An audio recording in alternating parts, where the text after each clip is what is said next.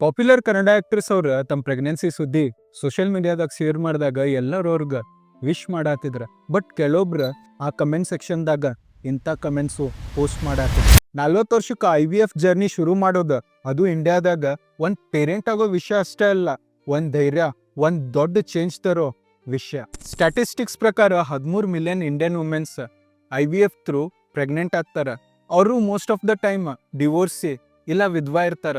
ಆದ್ರೆ ಭಾಳ ಕಮ್ಮಿ ಜನ ಇಂಡಿಯಾ ಒಳಗೆ ಅನ್ಮ್ಯಾರಿಡ್ ಆಗಿ ಇಂಥ ಸ್ಟೆಪ್ ತಗೋತಾರ. ಯಾಕಂದ್ರೆ IVF ಇಂಡಿಯಾದಾಗ ಲೀಗಲ್ ಇದ್ರು ಕೆಲವೊಂದು ಕ್ಲಿನಿಕ್, ಕೆಲವೊಂದು ಹಾಸ್ಪಿಟಲ್ಸ್ ಟ್ರೀಟ್ಮೆಂಟ್ ಕೊಡಕ್ಕೆ ಭಾಳ ಹೆಸಿಟೇಟ್ ಮಾಡ್ತಾರ.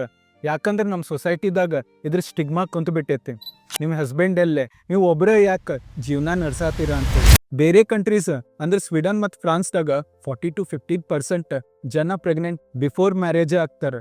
ಅದಕ್ಕೆ ಗೌರ್ಮೆಂಟ್ ಅವ್ರಿಗೆ child care paid leaves provide ಮಾಡ್ತಾರೆ.